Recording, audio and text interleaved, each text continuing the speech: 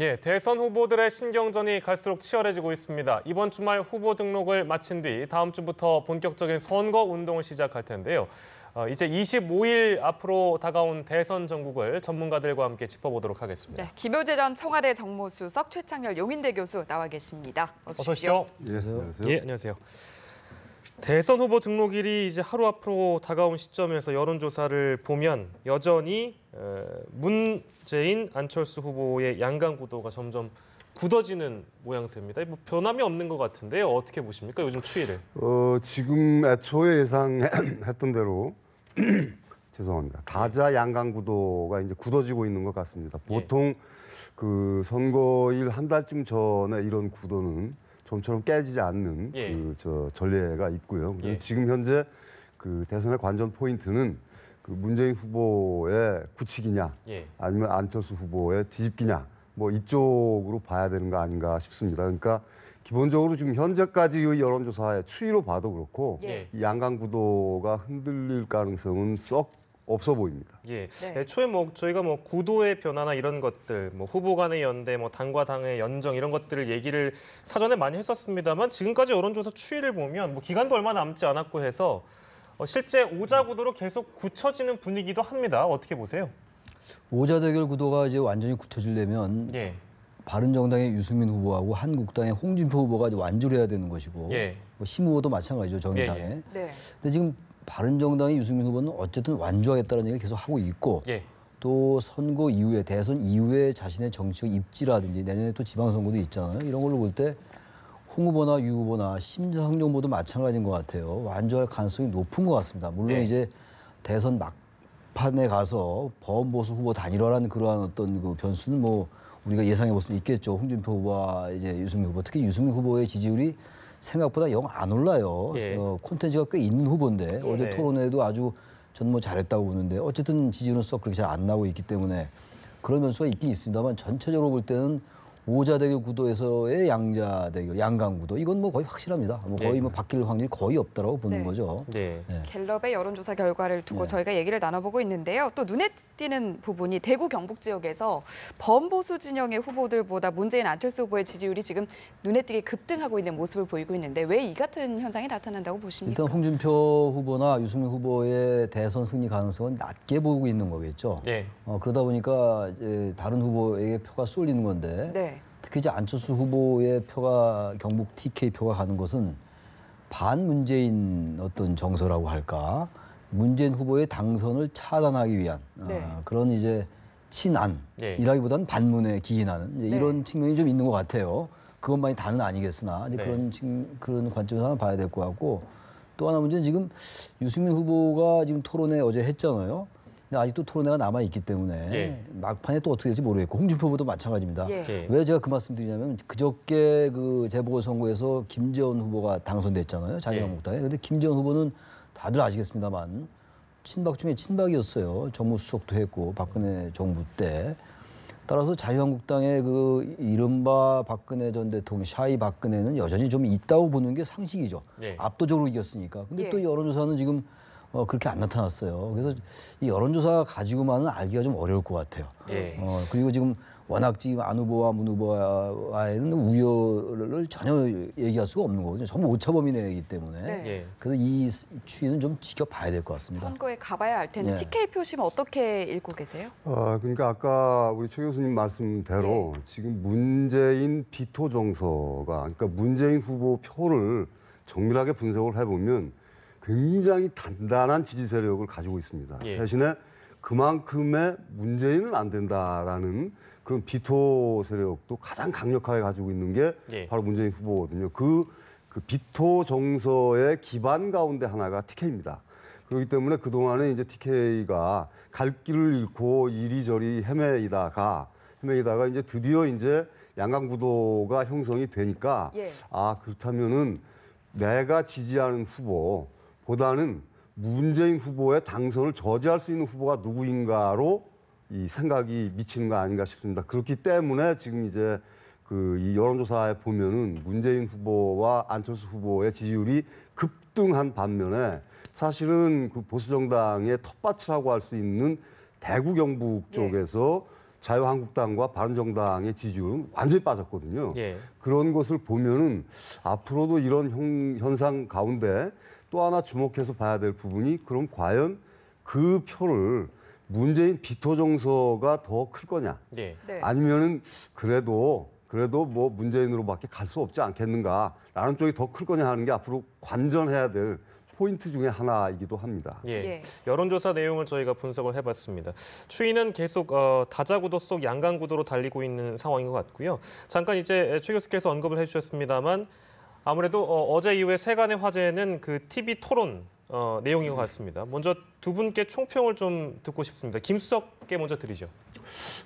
그동안에 어제 사실은 토론과 관련해서는 모든 언론의 일치된 견해가 유승민 후보와 심상정 후보가 아주 잘했다. 무엇보다 예. 자기가 가지고 있는 정치 철학이나 또는 국가 전반적인 업무에 대한 이해도가 높고 예. 그거를 자기의 언어로 표현도 잘했다라는 예. 평을 받았거든요. 예. 근데 이제 문제는 그 두 분 후보가 정당 지지율이나 아니면은 워낙이 정의당의 정당 지지율은 늘 그 정도의 그 어떤 우리나라의 그 정의당 지지 세력을 가지고 있었던 거지만 사실은 바른정당은 원래 창당되기 전에는 두 자리 숫자의 지지를 가지고 있었던 정당이거든요. 예. 그럼에도 불구하고 지지율이 올라가지 않는 것은 역시 선거에서 오랜 그 격언인 예. 이 사람들이 지지하는 것은 토론 잘한다고 지지하는 것이 아니라 마음에 드는 후보에게 예. 지지가 간다는 것을 나타내주는 또 한 번 반증해주는 그런 토론이 아니었나 싶습니다. 그런데 이제 한 가지 주목해서 봐야 될 점은 앞으로 토론이 계속되면서 예. 그런 그 콘텐츠인 후보가 어느 정도의 국민 지지를 받느냐에 따라서 예. 지금 양강의 그 이 각축 못지않게 사실은 선거 이후에 보수의 주도권을 누가 가질 것이냐. 예. 그러니까 가령 좀 말하자면 홍준표 후보와 지금 현재 유승민 후보의 지지율 차이는 상당히 격차가 있거든요. 예. 물론 이제 낮은 지지율이긴 합니다만은 그 가운데에서 어떤 변화가 있느냐에 따라서 향후 보수 세력의 재편에는 상당한 영향을 줄 것이라고 저는 보고 있습니다. 예. 특히 뭐 그 어제 그 토론 이후에 나온 여론조사 그것이 반영된 여론조사가 아직은 결과가 나오지 않았기 때문에 그걸 또 토대로 얘기를 하면 재밌을 것 같긴 한데요. 네. 최청열 교수께도 총평을 좀 들어보겠습니다. 어제 유승민 후보와 심상정 후보는 다른 후보에 비해서 아주 압도적이었어요. 제가 보기에는. 그러니까 예. 유 후보나 심 후보가 예. 주장한 것에 동의를 하든 동의를 하지 않든 그 예. 여부와는 무관하게 자신의 메시지를 정확하게 전달을 했어요. 우리 김수석님 말씀처럼 제가 객관적으로 보기에는 이 두 후보가 자기가 알고 있는 정책, 예. 이런 소신, 이런 것들이 일관되게 유지되고 있거든요. 또 하나 그런 것들도 가능하게 하는 또 하나의 변수라고 할까 이런 것들은 이 두 후보가 상당히 소신 있게 할 수 있는 그런 환경이 돼 있어요. 사실 이런 말씀하면 어떨지 모르겠습니다만 지지율이 좀 낮잖아요. 예. 그러다 보니까 중도표를 의식하거나 뭐 이런 어떤 정치공학적 이런 계산에서 좀 자유로울 수가 있을 거예요. 사람이다 보니까. 예. 예. 예. 그러니까 문 후보나 안 후보는 상대적으로 지금 어쨌든 특히 안 후보는 굉장히 보수표를 의식하는 게 역력해 보여요. 예. 근데 안 후보도 안 후보가 그렇다는 얘기고 문 후보도 지금 마찬가지인 게 뭐냐면 예. 사드 배치에 대해서도 일단 북한이 만약에 6차 핵실험을 강행하거나 그럴 조짐이 있다면 사드 배치는 할 수 있다라는 취지의 얘기를 했어요. 예. 물론 어제 이제 토론회에서는 여전히 사드 배치는 다음 정부 미뤄야 된다는 얘기를 어제 분명히 하긴 했습니다만 예, 예. 그러니까 안 후보나 문 후보는 두 분 다, 두 후보가 다 상당히 이 정치공학적인 어떤 표 계산을 하는 거예요, 지금. 그러다 보면 자기 스스로의 말이 자꾸 꼬이는 겁니다. 네. 어제 사드 배치에 대해서 홍준표 후보나 다른 후보들이 집요하게 그 유승민 후보도 네. 이렇게 질문해도 뭔가 객관적으로 명쾌하게 그 입장의 변화를 설명하지 못하고 있거든요. 예. 그런 거에 비해서 심상정 후보나 유승민 후보는 아주 그 자기의 생각이 일관되게 유지되고 있어요. 그러다 보니까 언변도 좋고 이 두 후보가 다 예. 어제 그러니까 이 뭐 지지율에 관계없이 그건 거의 다 뭐 지지를 하든 지지하지 않든 예. 그 주장에 동의하지 않든 간에 누가 봐도 그건 두 후보가 압도적이었다 이렇게 볼 수밖에 없습니다. 네. 네.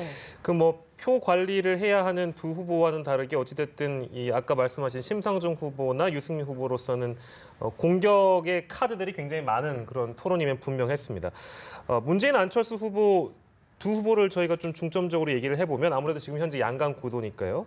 어제 적폐 세력 얘기가 나왔는데 저도 뭐 어제 실제 그 동시간대 보면서 상당히 많은 시간을 안 후보가 문 후보를 상대로 공격을 하더라고요. 그러니까 지금 본 게 토론 6분 주도권 토론 6분 중에 5분을 문 후보한테 하라 했습니다. 적폐 세력 논쟁 이게 굉장히 뜨거운가 보죠?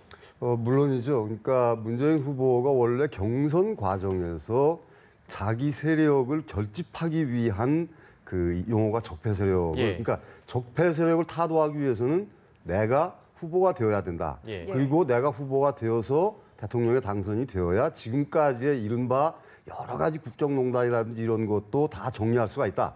이렇게 해서 적폐 세력을 이 문재인 후보의 대표 상품으로 들고 나왔었거든요. 근데 이제 본선에 가다가 보니까 우리 최 교수님 말씀대로 두 분 다 사실은 자신의 지지 세력뿐만이 아니라 지지 세력의 확장성에 문제가 생기거든요. 그러다 보니까 안철수 후보의 입장에서는 문재인 후보의 그 확장력을 저지하기 위해서 문재인 후보가 말하는 적폐 세력이란 바로 국민들 가운데 중간 지역까지를 말하는 것이 아닌가라는 관점에서 이제 문 후보를 공격을 한 것이고요. 문재인 후보는 그건 아니다. 내가 그렇게 말한 적은 없고 적폐 세력이란 사실은 지난 정권의 국정농단 세력을 말하는 거 아니냐. 그거는 당신도 동의하는 거 아니냐. 이런 식으로 공방이 이루어지는 거죠. 네, 만만치 않게 보수 후보의 신경전도 상당했는데 상대 후보 향해서 뭐 세탁기, 주적 이런 단어도 나왔는데 이런 신경전 어떻게 보셨습니까?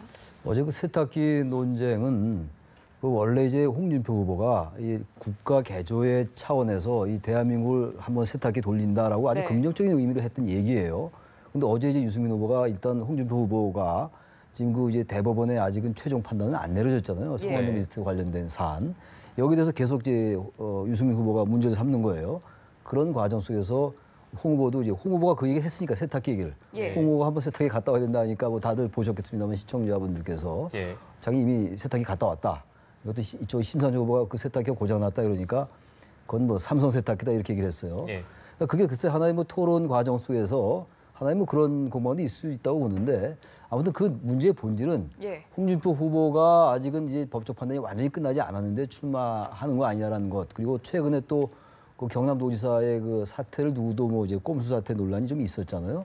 그런 것과 관련된 그 논란이었던 것 같습니다. 네, 뭐 중요한 분석은 아닐 수도 있으나 홍준표 후보가 왜 하필이면 세탁기 앞에 삼성자를 붙였는지 그거를 궁금해하는 분들도 계시더라고요. 그래서 특정 업체를 그렇게 얘기를 잘 안 했을 것 같은데 어제 얘기를 했어요. 그러니까 뭐 그래서 그것까지는 알 수가 없죠. 그냥 뭐 항상 뭐 머릿속에 있어서 나온 얘기니 그것까지 뭐 잘 모르겠습니다. 네, 다음 토론회에서는 뭐 또 앞에 삼성과 경쟁업체를 언급하는 게 아니냐 뭐 이런 분석도 재밌게 하는 분들이 계셔서 여쭤봤습니다. 자, 뭐 이건 뭐 당연하고 원론적인 얘기인데요. TV 토론 끝나고 나서 뭐 각 당에서는 자신들의 후보가 제일 잘했다 이렇게 얘기할 수 있는 거니까요. 근데 이제 두 분께서 말씀하셨듯이 유승민 후보와 심상정 후보가 대체적으로 좋은 평가를 받는 것은 사실인 것 같습니다. 뭐 양대 포털 검색어에도 뭐 계속해서 오르고요. 근데 뭐 아까 김석께서 말씀하셨습니다만 낮은 지지율이 문제인데 저희가 이제 한 4번 정도 토론이 남아있는 상황이거든요. 근데 이제 그 토론회 이후에 유승민 후보와 심상정 후보는 과연 반등할 수 있는 것인가? 여기에 대한 의문이 좀 남습니다. 저는 약간 반등과 지지율이 약간이라도 오를 거라고 저는 보고 있습니다. 왜냐하면은 사실은 그동안에 20대, 30대 그 대통령 선거에 대해서 큰 관심을 갖지 않았던 20대, 30대들은 유승민 후보가 누구인지, 심상정 후보가 누구인지 사실 잘 몰랐던 측면이 굉장히 많거든요. 그래서 그러니까 대개 이제 이 장년 노년층은 이미 자기가 지지하는 사람들을 거의 결정하는 상태라고 봐야 됩니다. 그런데 젊은 사람들은 아직은 그런 면에서는 조금은 유동적이고 또 하나는 뭐냐면 젊은 사람들은 아무래도 이번뿐만이 아니라 그 다음을 볼 수도 있는 거거든요. 여러 가지 그 점을 고려해 본다면은 토론회가 진행이 되고 그리고 유승민 후보든 심상정 후보든 좋은 인상을 계속 유지를 한다면은 저는 조금이라도 저는 높아질 거라고 저는 보고 있습니다. 또 하나 의미를 부여할 수 있는 게 저는 김수영님 말씀에 공감을 하고요. 유승민 후보와 심상정 후보는 이념적 지향으로 아주 다른 후보들이에요. 심 후보는 정의당이잖아요. 민주당보다도 이념적 스펙트럼에서 좌에가 있는 후보고 유승민 후보는 본인이 우파라고 보수라고 해서 얘기하고 어제 계속 홍준표 후보가 그러잖아요. 강남 좌파이냐고.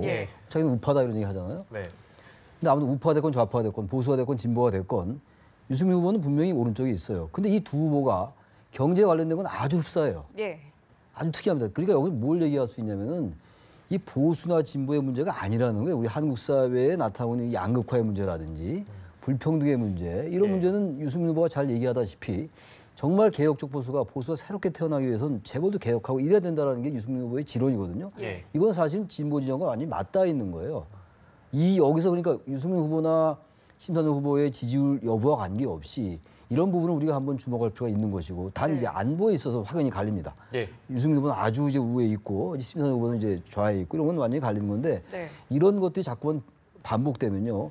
전 지지율도 올 수 있다고 보고 인지도가 대단히 낮았거든요. 토론회 어제 같은 토론회는 굉장히 전 국민적 관심이 있었으니까 앞으로 4차례 이런 토론회가 진행된다면은 지지율도 좀 반등할 수가 있고 토론 문화도 좀 격상시킬 수가 있고 다른 후보들도 보다 정책에 대해서 어떤 더 노력할 수 있고 이런 여러 가지 의미가 좀 있었던 토론회였던 것 같아요. 지금 최 교수님 말씀 가운데 심상정 후보와 유승민 후보의 경제 정책 말씀을 하셨는데 사실은 지난 한 세대 전으로 거슬러 올라가면 유럽에서는 바로 그 좌냐 우냐의 문제가 아니라 경제 정책과 관련해서는 가운데로 수렴하는 그런 현상들을 보였거든요. 그게 이른바 제3의 길 같은 것들이었고요. 그런 것들이 유럽 정치를 지금 지배하고 있는데 우리도 지금 그런 그 맹아가 보인다고 봐야 맞는 것 같습니다. 일단 어떤 보도에서 보니까 100명 중에 8명 정도가 토론 보고 마음을 정한다 이런 보도도 봤는데요. 지지율 반등의 계기가 될 수 있을지 저희가 앞으로 나오는 여론조사 결과를 통해서 지켜보도록 하고요. 일단 중앙선거방송 토론위원회가 오늘 1차 스탠딩 토론 주제를 밝혔거든요. 지금 최대 이슈죠. 대북 정책 그리고 국민 통합이라고 밝혔습니다.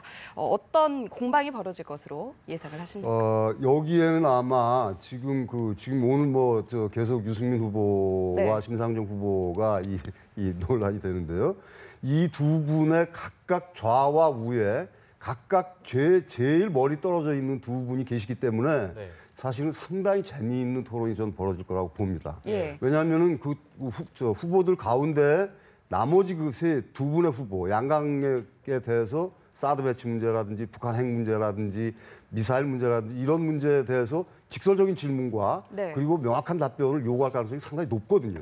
그렇다면 두 분이 도망갈 구멍이 없이 사실은 뭔가는 자신들의 철학을 분명하게 밝혀야 되는 그런 시점이 되지 않을까 싶고 상당히 좀 재미있는 토론이 되리라고 봅니다. 1차 토론회 끝났고 여러 가지 부족한 부분들을 보완해서 나올 것이다라고 지금 얘기가 나오고 있는데 다음 스탠딩 토론회에서는 어떤 모습을 보일 것으로 예상하십니까? 그래서 저도 같은 생각인데요. 지금 사드 문제에 대해서 어제 상당히 논란이 있었잖아요. 근데 지금 이 주제가 외교 안보 및 대북 정책이잖아요.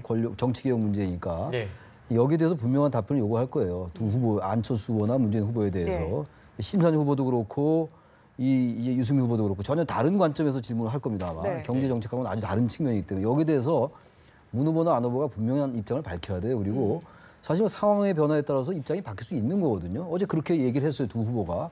근데 이렇게 보면은 그 상황 변화라는 게 객관적 관점에서 볼 때 좀 논리가 약간 닿지 않는 부분들이 좀 있어요. 그걸 어제 집요하게 지금 물고 늘어졌던 거 아니에요? 유승민 후보나 심상정 후보가.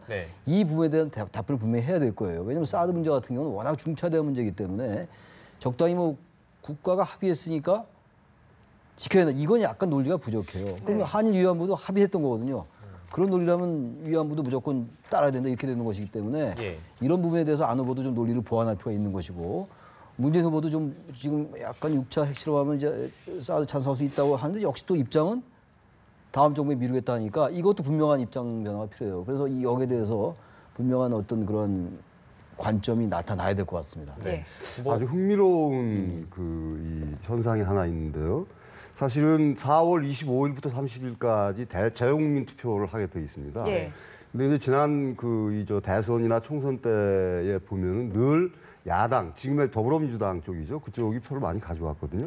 하나 주목되는 움직임이 뭐냐면 중국 동포들의 재국민 투표를 하겠다는 비율이 굉장히 높습니다. 워낙에 지난 선거 때만 해도 중국 동포들은 사실은 10%가 안 되는 사람들이, 그러니까 재국민들 가운데 이 재국민 투표는 자기가 등록을 하고 가서 투표를 해야 됩니다. 그런데 10%가 안 됐었거든요. 그런데 이번에 23%까지 제일 높아졌습니다. 그리고 이 인원이 4만 명이 훨씬 넘어갑니다. 그리고 전체 인원이 한 30만 명 가까이 되는데요.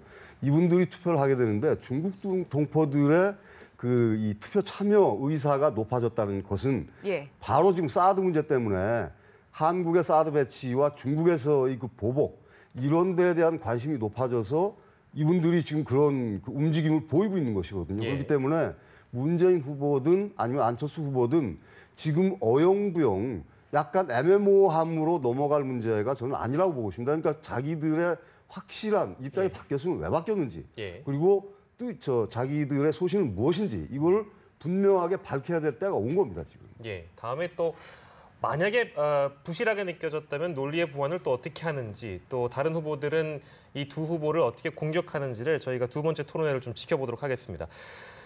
예, 다른 얘기를 좀 해보겠습니다. 상도동계 인사들이 이제 오늘 뉴스에 많이 거론됐는데요. 김영삼 전 대통령의 차남이죠. 김현철 국민대 특임 교수가 상도동계는 같이 움직이겠다 이렇게 밝혔습니다. 지금 상황이 이제 상도동계 인사를 누가 영입하느냐 이런 경쟁을 이제 문 캠프 안 캠프 쪽에서 벌이고 있는 상황이라서 글쎄요 이게 지금 상도동계가 움직인다면 큰 의미를 부여할 수도 있을 것 같습니다. 왜냐하면 두 후보가 이제 호남을 중심으로 하고 있기 때문에 만약 상도동계가 움직인다면 영호남의 화합이라는 의미가 부여될 수 있는 건가요? 어떻게 보십니까? 상도동계라는 말이 정말 굉장히 낯설게 들려요. 상도동계, 동교동계는 한국 정치의 두 거목인 YS와 DJ의 큰 이제 기반이었는데 이미 이제 삼김 정치는 이제 한 세대가 갔죠. 근데 지금 그야말로 이 최순실의 국정농단 이후에 치러진 선거인데 그리고 사실 상도동 정치, 동교동 정치는 긍정적인 면이 있었어요. 민주대 반민주 구도에서. 그러나 어쨌든 또 사랑방 정치의 긍정적인 면 이외에 또 부정적인 면도 있었어요. 밀실 정치라든지 뭐 지역 패권주의라든지 이런 게 있었던 건데 지금 이 대선에 와서 또 상도동계, 동교동계가 나온다는 거는 상당히 좀 약간 좀 퇴행적인 면이 있다라고 보고 그래서 상도동계가 어느 특정 후보 지정에 들어간다고 해가지고 그쪽으로 완전히 이른바 PK가 완전 쏠린다라고 보기는 어려울 것 같아요. 지금 문재인 후보가 이 지금 부산 경남 쪽에서 상당한 지금 그 기반을 마련하고 있는 거거든요. 기존에 이제 부산 경남 이른바 PK에서는 새누리당 지금의 이제 자유한국당의 그 텃밭이긴 했습니다만 지금 완전히 바뀌었어요.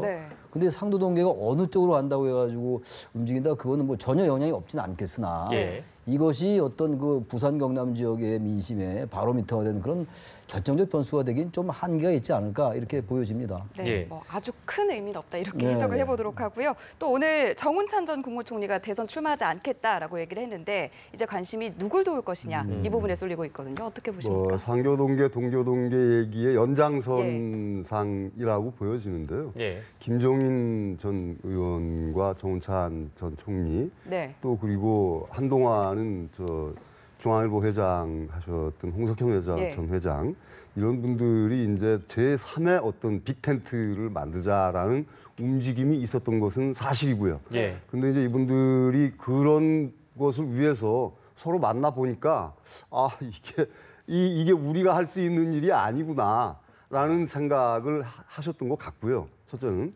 두 번째는 그 안철수 의원의 지지율이 급등하면서 그분들이 가지고 있을 이른바 그 원심력, 그러니까 뭐 국민의당이나 바른정당이나 또는 뭐 자유한국당을 아울러서 뭔가로 엮어낼 수 있는 그 힘의 한계가 있는 것 같고요. 그래서 그 상교동계나 동교동계가 어디로 가느냐가 큰 그 뭔가가 없듯이 정운찬 전 총리의 문제도 그분이 어떤 세력을 가지고 있거나 또는 특별한 표를 가지고 있거나 그분이 대단한 어떤 뭔가를 가지고 있는 그런 분은 아니거든요. 다만 그 사회적 명망가로서 어느 쪽 캠프에 가면 그 캠프의 인상을 조금은 외부 외연이 확장되는구나라는 인상 정도를 주는 것 이외에 커다란 변수가 될 거라고 보여지지는 않습니다.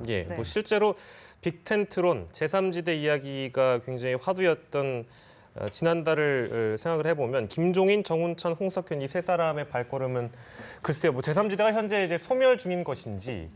근데 실제 대선이 끝나고 나면 누가 되든 지금 여소야대 정국 아니겠습니까? 그러면 김종인 전 후보, 이제 전 후보가 됐는데 김종인 전 후보께서 말씀하신 180석 이상의 통합정부론이랄까요? 그런 것들이 분명히 또다시 얘기가 나올 수도 있을 것 같은데요. 그건 어떻게 그래서 그거는 제3지대적 관점에서 보기보다는요. 120석의 민주당이 집권을 하든 40석의 국민의당이 집권을 하든 어차피 여소야대잖아요. 지금 말씀처럼. 어차피 협치나 연정은 해야 돼요. 근데 연정이라는 거는 입각을 시키는 겁니다. 우리나라는 대통령제지만 국회의원이 장관이 될 수가 있잖아요. 원래 대통령제는 국회의원과 장관이 겸임될 수가 없는 건데 그렇기 때문에 국민의당이 집권하면은 민주당 의원들도 장관이 입각시키고 민주당이 집권하면 국민의당 의원도 입각하고 이렇게 되는 게 연정이에요, 사실. 예. 협치라는 거는 그런 입각할 필요 없이 특정 사안에 대해서 정책 연합을 하는 게 협치거든요. 예. 협치와 연정 사실은 다른 개념인데 김종인 전 대표 등이 전 선거 이후에 이런 쪽에서 큰 역할을 하기는 전 역부족일 것 같아요. 예. 그 사실 이 초반부터 특정인에 반대하는 것조차가 성립하기 어려워요. 비문, 반문. 예. 그건 문재인에 반대한다는 거 아니에요? 그건 과연 명분이 있겠어요? 그래서 애당초 동력을 받기 어려웠고 또 아까 김수홍님 잘 말씀하신 것처럼 예. 이 안철수 후보 지지율이 오르니까 연대가 별로 필요가 없어지고 연대라는 건요 한쪽이 굉장히 강하고 예. 이쪽이 강하지 않을 때 같이 연합군을 만드는 거잖아요. 그 안철수 후보가 거의 문재인 후보와 같이 대등해졌는데 연대를 어떻게 합니까? 기본적으로 동력을 받기 어려웠었고 명분도 약했다라고 봅니다. 예, 알겠습니다. 자, 김효재 전 청와대 정무수석 그리고 최창현 용인대 교수와 함께 25일 앞으로 다가온 대선 전국 저희가 전망을 해봤습니다. 두 분 오늘 말씀 잘 들었습니다. 고맙습니다. 고맙습니다.